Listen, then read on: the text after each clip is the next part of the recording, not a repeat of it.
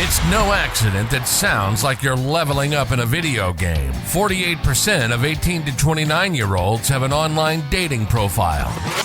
Make them work for it. 45% of people say they're more frustrated with this form of dating than hopeful.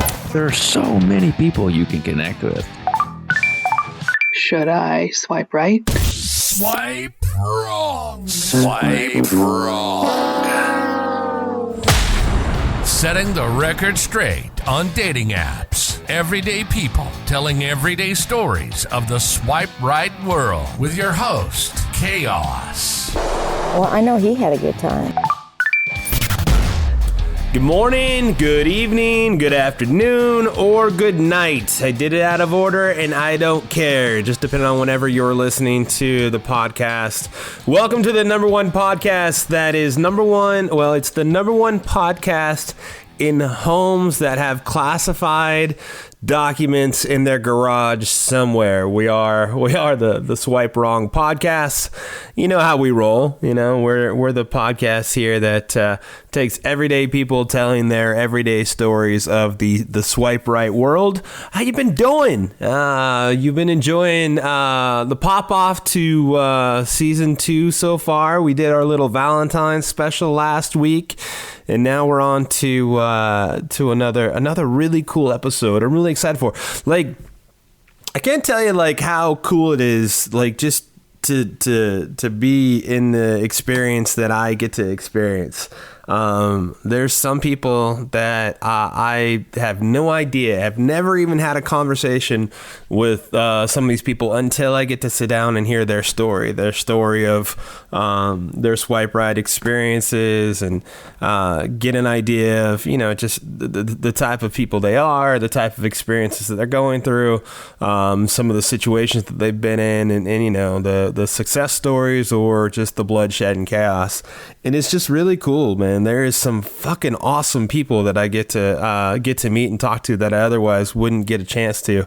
And this week is really no exception. This week and next week are really no exception. Both of them are kind of the same, where I haven't met either one of them until I got to sit down and talk to them. And because I'm going to mention them both because they both kind of tie into one another. They both know each other. And as we go through this episode, you'll kind of understand what's going to happen in the next episode and see it from a different perspective. Super awesome, phenomenal woman who was just actually truly my pleasure to sit down or sit through Zoom and talk to. So I guess that's where I can leave it. You guys know the drill from here, right? If you don't know it by now, then you better call somebody. But it is sit back, relax, put your feet up, enjoy. If you're in the car, don't hit that person next to you. Nobody needs that type of madness. Don't be that guy. Nobody wants to be that guy. And enjoy The Polygamist. And one more word, of course, from the quote unquote legal department. Disclaimer. The views and opinions expressed in this program are those of the speaker and do not necessarily reflect the views or opinions or any entities they represent. This podcast is about dating experiences. It is not to say one dating app is better or worse than another. Hockey, college hockey, has that started? Yes. Okay. All right. And how is Michigan going to do this year? Well, if they could keep all their players on their team active. Yeah. Did you hear about, God, who did we play? Early in the season, we were ranked like number 1 or 2. Were you really? And we had some sort of, it wasn't COVID. They couldn't figure out what it was, but this virus wiped out the team. So they have a game to play. I cannot remember who we played. Was it gonorrhea or something like that? No. Right. Sorry. Yeah, was it? I mean, that just will go through the locker room. It's crazy. That's weird how that works out. I think it was our 3rd string goalie had to play wing. Oh, Jesus. Because that's how many players were out. I've never, I don't follow college hockey. I'm a king. Actually, it's funny. I had it earlier. My king shit was all going, and I know you're more college than you are pro. Correct. I've been to the Frozen Four, I think, once when Wisconsin was in it. Yeah, once upon a crime. Yeah. You go. I can go fuck myself. I mean, if I could, I wouldn't leave the house. Wow, he's a gymnast too. But so college, just I don't follow, but God, I love hockey. And anybody who says they don't like hockey has never been to a live game. So that would be my ex-husband. And that's why he's your ex-husband, right? Exactly. Yeah. One of the many reasons. Yeah, you're like, bro, if you're gonna hold your own stick, but not watch these guys hold their sticks, I mean, come on. Well, he's got a son and a daughter that play. Like at some point, you got to like the game. Yeah, no shit, right? How old are your kids? So my son's 11 and my daughter's 8. Okay, and they both play. Your daughter does both too, huh? Play hockey. No She's shit. a badass. Is she? Yeah, she is. She's cross-checking every dude on the planet, isn't she? She's not afraid of anybody. Good. Does she play lacrosse or anything too? She does. Yeah, and she fucks him up then too, right? Although she's telling me now she's not going to play lacrosse anymore because last year when she played, she could play co-ed. Okay. And now she's too old, so she'd have to play a girls team. And she doesn't want to play girls lacrosse because it's not like boys lacrosse. That's so cool. I love that shit. I really do. Why should it be? She should play the exact same way.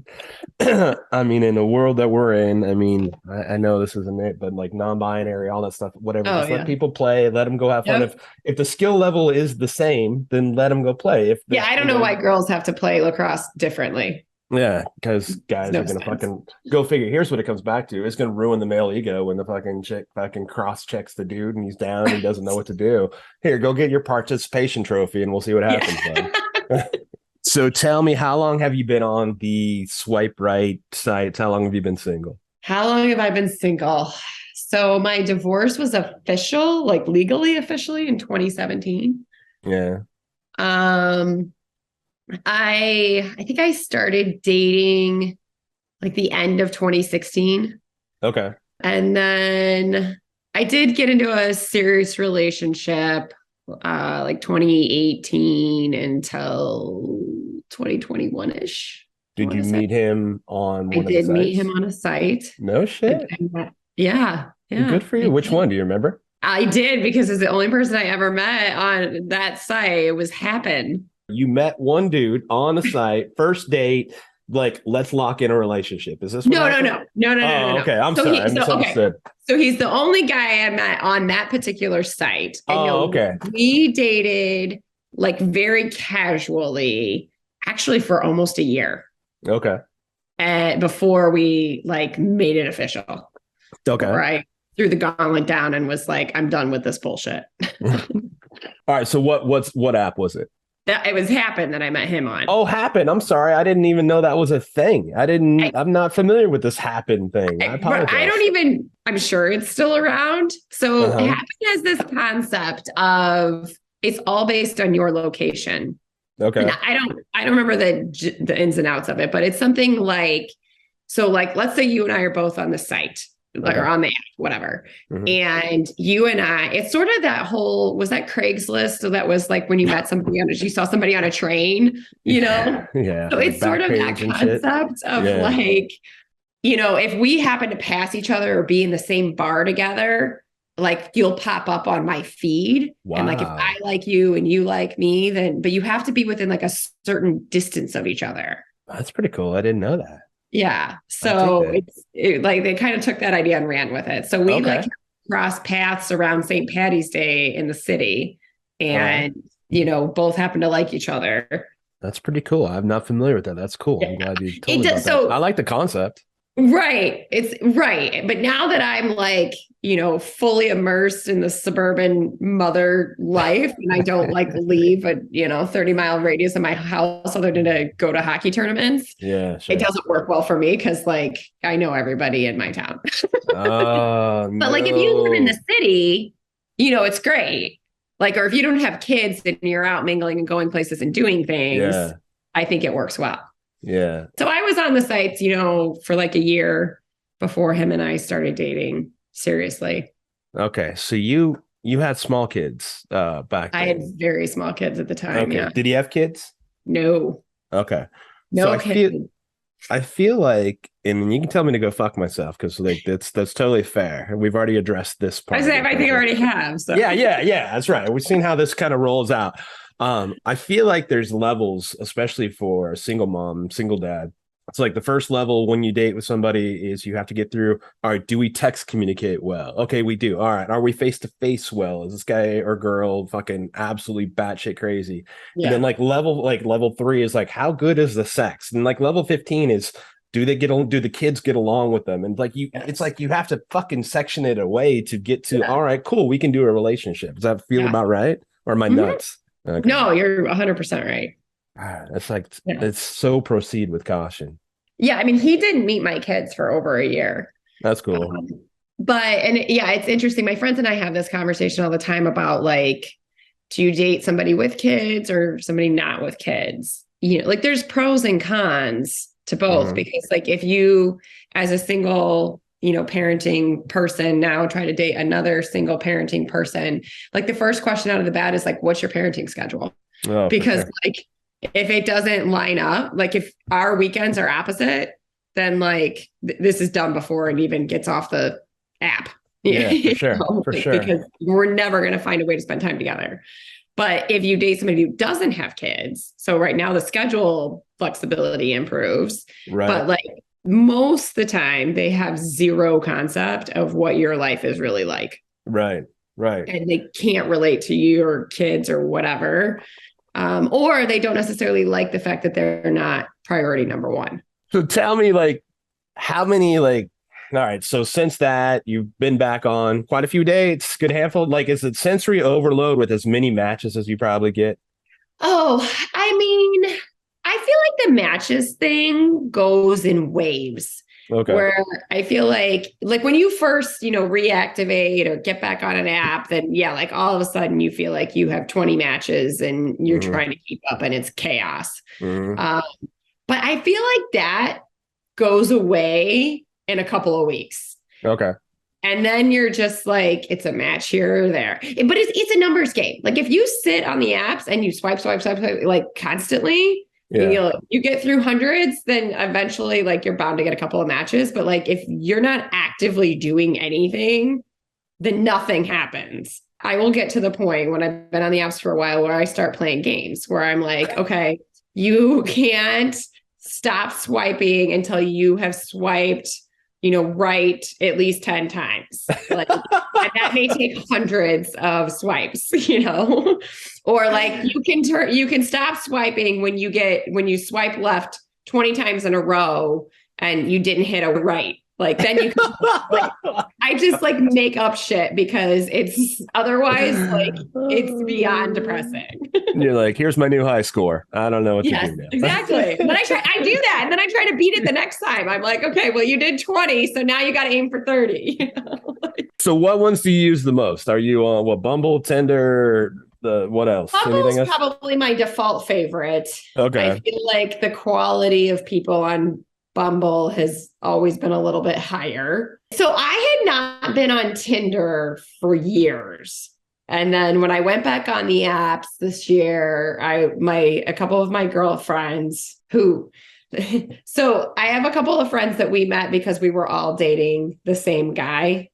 We were all in a relationship with the same guy, but we didn't know it. Yeah. So anyway, so we have a group chat now. These are people that I had never met before and now have become like 3 of my best friends. That's awesome. Which is amazing. That's interesting circumstances. Yes, that's a whole story that we actually did a whole podcast on. But I want to hear that story. Yes, but where was I going with this? What were we talking about? We were talking about the apps that you use. Oh, yeah. Oh, they're right. So they were like, my one friend was like, no, I love Tinder. She calls herself the queen of Tinder. She's like, you have to get back on Tinder. So I got back on Tinder. And Tinder had changed a lot. Like how you swipe. And I remember I was like, there's like 400 icons. I don't know what I'm doing anymore. Yeah, for sure. So Bumble to me is still the easiest to like mindlessly left, right. Like it's so just like, I don't really even have to pay attention. And Tinder, you have to like stop and press it to see the other pictures and then decide what you're doing. And I'm like, it's not as user friendly. On a whim, I decided to try Stir. So Stir is associated with Match, right? For parents? I think So, but it's Okay. supposed to be for parents. Yeah. I think I Yes. know. Okay, I've heard of that one. So how do you like Stir? So Stir was like, so the problem to me with Tinder and Bumble is that people are not as truthful. I mean, it's probably dating apps in general, but you know, where I feel like people will say like, oh yeah, I'm looking for a relationship, and like they're really not. But Stir, I definitely got the impression that more people were like legit looking for something serious. So I liked that component. Okay, cool. So do you now, when you go out with people, do you vet them? Do you go on to like My Case or whatever it is and do background checks? So the problem with me is I'm extremely trusting of people. Fair. That's sweet. There's no problem there. That's just sweet. I just like genuinely think that people are good and I shouldn't. No, you should. Well, I mean, so you are innocent until proven guilty, where most people are guilty until proven innocent in this world. Yes, that's all. Yes. So, so my one friend that I met through this, she is way more the guilty until proven innocent. Okay. And so after this whole debacle of us all dating the same guy, she was like laying into me about like, okay, no, you are not going out with anyone until you have a first and last name, a phone number. We have background checked them, like the whole shebang. Yeah. So I've gotten better, but I don't necessarily do like a background check, but if I have a phone number, I will Google it. Okay. So like one of the stories I tell, like early on, I met this guy. Early on in my dating naivety, I met this guy. We went out a couple of times, totally hit it off, had a ton of fun together. Things were great. And I got a phone call from him one night, and, you know, it came up on my phone as him, and I pick up the phone and I'm like, hey, what's going on or whatever. And this girl just starts screaming at me. Oh, shit. Like, I know who you are and I know what you're doing. And I was like, awesome, because I have no idea who you are, what the fuck I'm doing. Like, what are you talking about? And she's like, she proceeds to, scream at me about how she and this guy just bought a house and they're living together. And I'm like, and I immediately am like, because my ex-husband cheated on me. And I'm like, oh shit, and I'm like, oh my God, I am so sorry. Like I had no idea this was happening. And I'm like, first assumption a guy's on a dating site is that he's actually single. Yeah, for sure. For sure. Shockingly, that's not a fair assumption.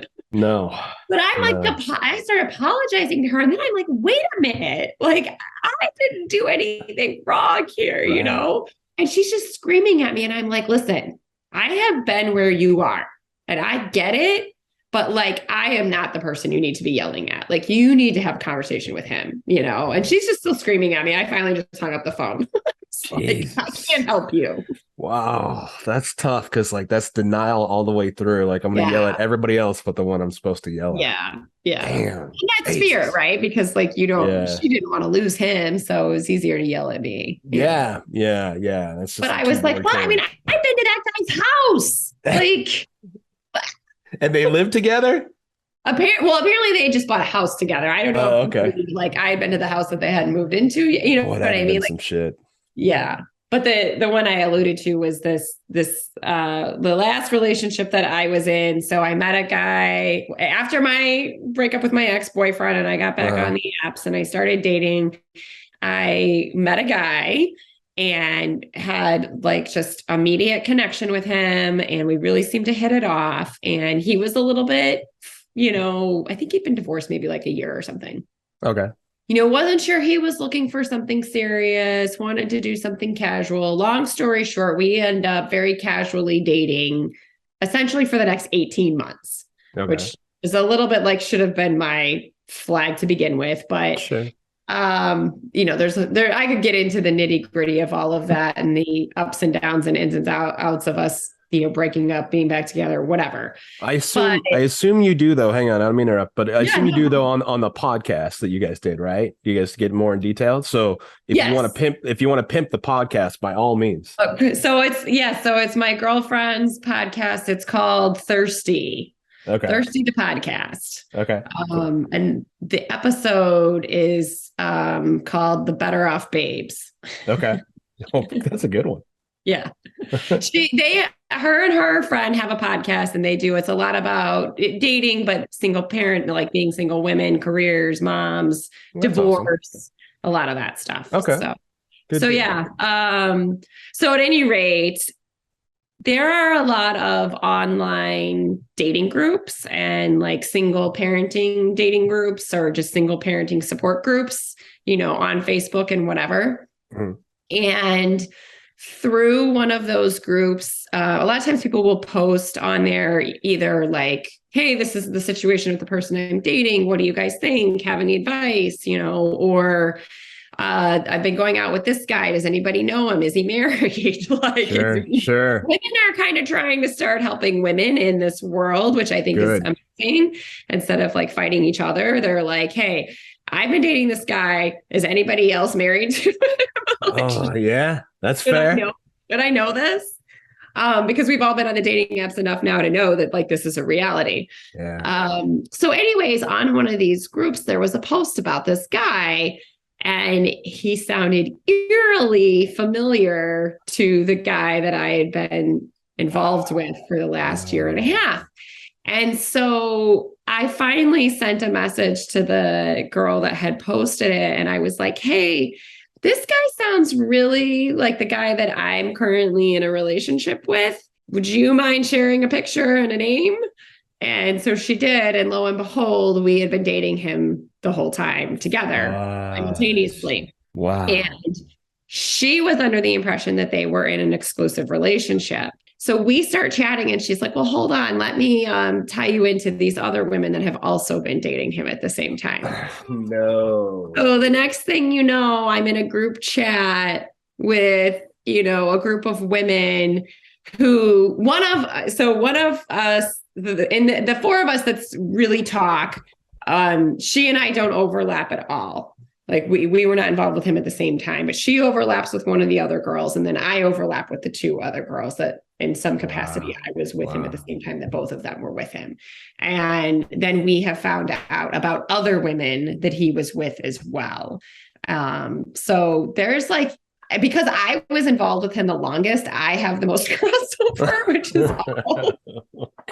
Like the first girl that I met, she only dated him over the summer and her intuition kicked in. She knew something was up. She knew that, which is why she made the post. Okay. Thank God she did. So anyways, it was really hard because, and I talk about this in the podcast, that he and I thought, we're really close. We're really good friends. He was somebody I really leaned on when I needed something. He was there for me. I can't take that away from him. He was.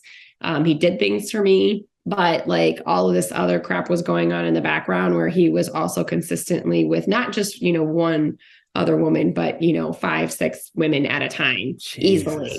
And that's only crazy. What we know about, So that was hard because I also kind of felt like I lost a really good friend. Sure. And that, somebody I was really tight with and close to. But I gained these 3 girlfriends out of it. And we talk all day, every day. That's awesome. And for me, it was a really big thing because when I went through my divorce, I didn't know anybody else that was divorced. I mean, my kids were still, my kids were 4 and 1. I knew nobody and I didn't have anybody to, navigate it with that could really, I had great friends that did everything they possibly could. It's just a lot. And so over the years, I finally met 1 or 2 other people here and there that were in a similar situation, but meeting these 3 girls has been like life-changing for me because we're all in similar situations with trying to navigate co-parenting with a not great co-parenting partner. And the dating and the apps and all of that. So I feel like I have this real support system all of a sudden that I never had before. So if I have to find like the silver lining to having once again fallen for a cheating asshole, I mean, 3 really good friends. I'm a big believer in life happens for you, not to you. And it's weird how it all shakes out. Now that you kind of look back and maybe the pain's gone away and stuff like that, I'm sure that's exactly how you feel. I talked last season on this podcast, talked like a couple of things that that I think are important is a support group, and you've just got that support group now. Yeah. That's huge. And that's been huge. Or just the hilarious stories, you know, like, yeah, like this is, did you see what this guy actually said to me? Well, Heather, who has the podcast, she talks about, she's like, I think men think we have amnesia. Like they don't think we remember you. Cause like guys will come back into the picture constantly all the time. And you're like, do you think I forgot? Like what happened? Like 100%. Like, did you get a lot of like every woman's favorite text, WID? What are you doing? Did you get a lot of those around the holidays from guys who've just been fucking vanished and shit? Yes. Yeah. It's like the pop in from the ex all of a sudden, or the guy that disappeared or ghosted. And it's like, what? Yeah. Like WID. Like that's every girl. Oh my God, here we go again. Oh, so after your shell shock of getting 3 new besties from Crazy Dude, so you're still on the apps, I assume. Yes. So yes and no. I actually met somebody recently that I've been spending a lot of time with. So that's great news. I haven't been doing a whole lot of swiping as of recently, but so how is your trust right now? Like how is that? So that's a funny story. That this actually just happened this week because my default is trust. Right. And I find it exhausting to change my default. Like I've tried to work on it. I have to really think about it. I don't do a great job at it, and I find it mentally exhausting, but I am trying. So the other day, this guy that I've been seeing, I had sent him a text when I was at my kids' hockey practice. And he responded, a couple hours later, which was no big deal. And he was just like, oh, hey, I was out to dinner with my friend. What are you up to? Or something along those lines. And in my head, I immediately was about to text like, oh, who'd you go out with or whatever. And then I did this check for a minute and I was like, oh, dinner with a friend is like code for I went on a date. Right. Because like, that's what the guy that had been cheating on me all these months or whatever, I found out. He would tell me all the time he was out playing volleyball or out doing this with his buddies.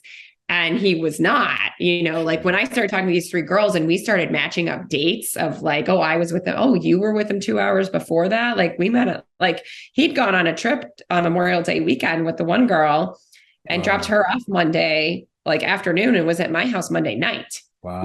And he had told me he was in the city playing volleyball. So like all of a sudden I was like, cue to Kara, like, was he out to dinner with a friend? Maybe he was on a date. And again, we're not exclusive. So like he can be on a date. You know what I mean? Like, totally fine. Right. And he has every right to do that and, whatever. But so of course, because I'm snarky and sarcastic and this is how I, deal with things, I immediately was like, oh, was she hot? Yeah. and to give him credit, he played right in, he was like, oh yeah, absolutely gorgeous or something. And then, I said, she's not nearly as funny as I am or something. Yeah. Well played. That's a good one. Exactly. Yeah. And, but I was like proud of myself for having that, like, hold on, Kara, like, he probably wasn't out like with a guy friend, or whatever. Yeah. But I so that was like an improvement for me. I was like, look at me. Good for you, girl. That's some growth. Like I literally think the apps may have made people more cautious for sure. And then your scenario is just crazy. Like I totally proceed with caution. Totally get that shit. Right. And it's funny because I've had 2 conversations recently with 2 different girlfriends, one from I call them the sister wives because I need That's so great. I was going to make a joke about polygamy earlier when I heard the initial part of the story. So that works out great. Yeah. So I call them the sister wives. And so we had this conversation, because one of the girls has, been dating, seeing this guy, she's kind of into him. She was sort of like, should I talking about the trust issue? Should I believe him? Should I not believe him? And then I was out to dinner with a girlfriend last night who is divorced and was also cheated on and has a lot of trust issues as well. And we were talking about it. And like at the end of the day, trust is always a choice. It is a decision that you make, and that it is never guaranteed, because you're depending on the other person to, also be truthful, and you have no control over that. Yeah. So like you take trust is built over time. It's built with consistency, people following through, doing what they say, showing up when they're supposed to, like these sorts of things. And so you make a decision based on the data that you have to trust or to not trust. But at the end of the day, whether that pans out is totally out of your hands. Right. So you try to take the information that you have and learn from your mistakes and, go from there. And that's kind of all you can do, sadly enough. But when you're somebody like me who believes that everything that comes out of everybody's mouth, you have to, for good reason though. I mean, like the marriage, the relationship, like for good reason. I told us, and like I can get to where you can get to guilty until proven innocent. So, I could see that, especially with the new support group. I mean, but it is a defense mechanism. Yeah. But 100%. So I'm trying to improve, but I also don't want to be too cynical. You know what I mean? Sure. I don't want to be, but I do want to be a little bit smarter than I've been. Well, it sounds like you're already on your way to that, or just with the crew you got. I mean, it sounds like you've got some good help. That's true. Well, and that's what she was saying. And she's like, I don't want to end up in another situationship. We all allowed 100%. To be 100%. In this situationship with this guy for what? Like, what were we thinking? We're all smarter than this, It was like, what on earth was wrong with us? Where was our brains? Why were we not thinking about it? Wow. And we all said, we were like, well, first of all, you're never going to do that again. Like, you just aren't. We all know. And second of all, none of us are going to let you. So it's fine. Don't worry about it. Yeah. Thank you for being along for the ride on the Swipe Wrong podcast, where we take everyday people like you and me telling their everyday stories of their swipe right life. Show is produced by Jay Pelham. He is the host of Pelham Place. If you want to reach out to the show and tell us your story, we'd love to hear it. Give us a call. Google Voice us at 317-426-6616. Leave your information and we'll get back to you, or just your story. You can also email us at swipewrongpod@gmail.com. We are on Insta, Facebook, TikTok. We're out there. I am Chaos, the host of Chaotic Commentary. You can find me pretty much anywhere that you see me. And next week, the saga continues. Swipe wrong. Swipe wrong.